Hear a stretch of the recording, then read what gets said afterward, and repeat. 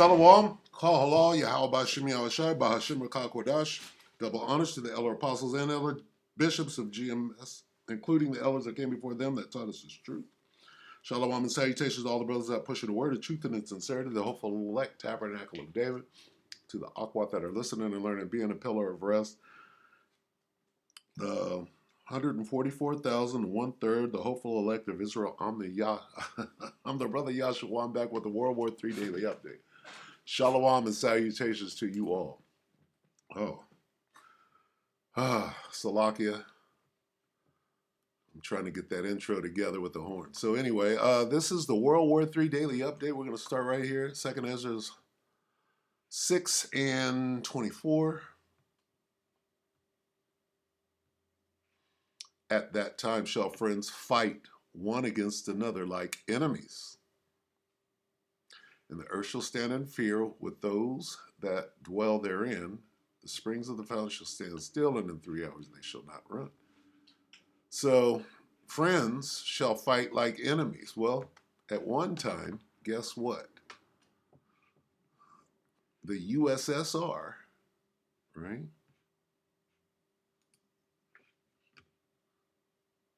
Which is the Soviet Union, they were friends. Although relations between, it says, U.S.-Soviet alliance during World War II. So they had to come together, fight side by side. Although relations between the Soviet Union and the United States had been strained in the years before World War II, the U.S.-Soviet alliance of 41 through 45 was marked by a great degree of cooperation and was essential to securing the defeat of Nazi Germany. Now, were they friends? No, but they came together. They had an alliance. Now what? Now they're fighting like enemies. Yeah?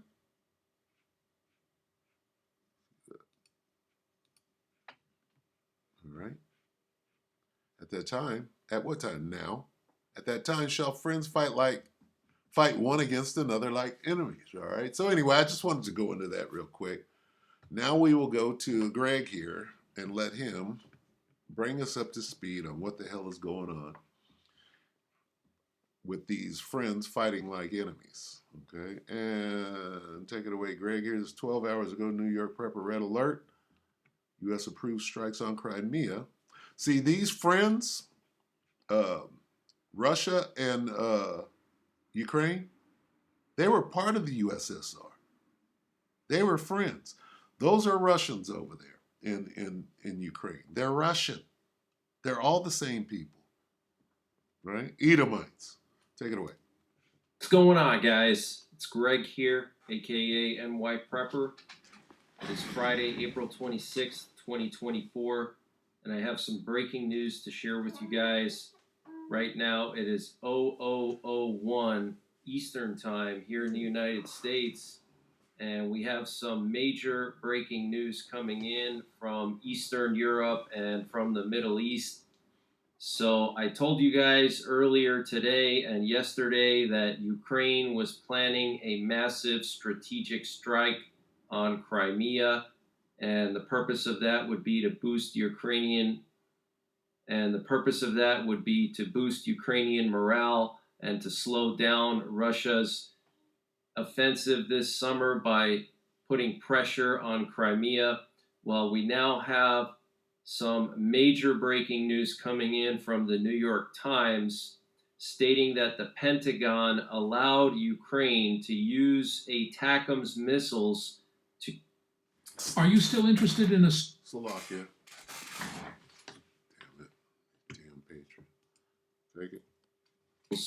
to strike targets in Crimea. This was reported by the New York Times. And the U.S. gave the ATACMS missiles secretly to Ukraine a few weeks ago, and these missiles have a range of 200 miles. A defense official said during a Pentagon briefing that the goal of the new long-range ATACMS is to put more pressure on Crimea, which is the center of Russian air and ground forces where Russia had a relatively safe haven until now. So this is huge news, guys. Okay, the U.S. is giving Ukraine the green light to strike Crimea with ATACMS.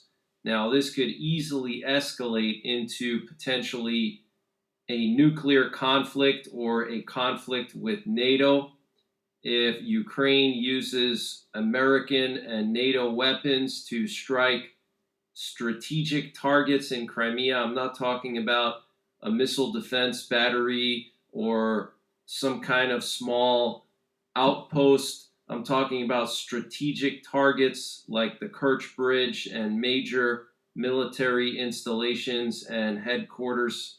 So this could cause a massive escalation. And there's a lot of indications that Ukraine is planning to strike Crimea around the time of the Russian Victory Day celebration, which is in early May. That's when Russia celebrates their victory over the Nazis in World War II. So we have to keep an eye on this. I do believe that a massive strike on Crimea is coming very, very soon. And I will be monitoring the situation, and I will go live 24/7 if necessary, just like I did when Israel struck Iran, when Iran struck Israel, and on Culinary Night.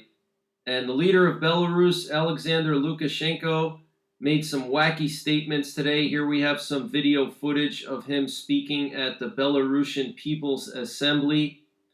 And he talked about how Ukraine was potentially planning to attack Belarus. He said that there were 120,000 Ukrainian troops on the border of Belarus, and he said the chances of an incident were very high.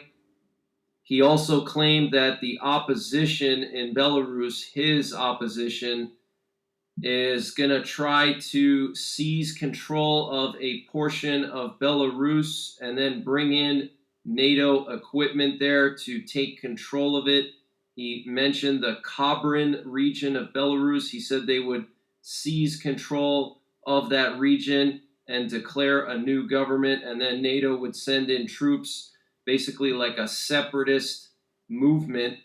Okay, and there are several parts of Belarus that have a large amount of Polish people. I don't know if he was referring to potentially Polish separatists in Belarus, but he also said that Belarus had no plans to attack Poland. He said, we don't need this, obviously, because Poland has some pretty serious military prowess, and he doesn't want his military getting decimated.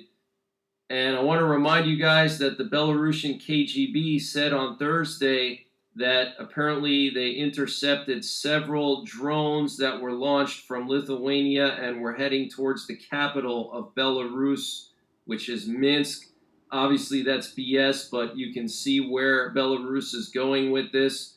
Okay, they're setting up a war against Lithuania and potentially some combat operations against Ukraine. And he also said that Belarus transferred several battalions with full operational readiness from the Vitebsk region of Belarus to the border of Lithuania. He also said that Russia deployed several nuclear weapons to Belarus, and any attack on Belarus will be responded to with nuclear weapons. And Ukrainians of conscription age will not be extended the right to stay in Poland without a passport, and they may be deported, according to the Polish defense minister. So Poland is going to try to help Ukraine recover some of its fighting age men to be sent to the front lines. They're going to deport Ukrainian men of fighting age. And NATO Secretary General Jens Stoltenberg said that it's not too late for Ukraine to prevail. And what you're looking at here is a picture of a B-2 stealth bomber that was spotted over upstate New York near Syracuse, New York. A viewer of this channel sent me this picture. This person saw 4 B-2 stealth bombers flying over Syracuse at cruising altitude. So this is extremely unusual, guys. And we had 3 presidential doomsday planes airborne on Thursday. Here we have one that took off from Offutt Air Base, home of Strategic Command, and it went directly to D.C. And then here we have another one that went from Offutt Air Base to Tucson, Arizona, probably to Davis-Monthan Air Base. They frequently go there for maintenance. And earlier today, we had a lot of nuclear war command and control planes and B 52s. We also have a B 52 airborne right now over South Dakota. We had several B 52s airborne today, plus the B 2 stealth bombers over upstate New York. We also had a combat Sentinel plane fly out towards the Pacific, which is very unusual. And that tells me that the U.S. is concerned about something happening in the Pacific. A combat Sentinel plane is a high priority reconnaissance plane for the Joint Chiefs of Staff and the President. So, anytime they send one of these planes somewhere, it means that the highest levels of our government, the President, the Joint Chiefs, the DoD, National Security Advisors, National Security Council, etc., they want to get more detailed information about something. So potentially something could be going down soon in the Pacific, maybe a North Korean nuclear weapons test or something. And So what does all of this mean? Where is all this going? Ha! It's pretty self-explanatory. We'll get this and we'll go ahead and call it. Click right on over to it. We're going to 11 and 14. Revelation 11 and 14. The second woe has passed. World War II. Remember that? Remember World War II? It passed, right? And how do we know? We could go back and read about it. Did the U.S. and Soviet Union fight together in World War II? Right? Well, let's go back. World War II, that's the second woe. The second woe is past. And behold, the third woe, World War III, cometh quickly. Right? Ask Greg here, and he'll break it down. Right? Greg will break it down. World War III, folks, is coming quickly. So with that, we hope that you'll like to ratify you brothers and few sisters. Shalom.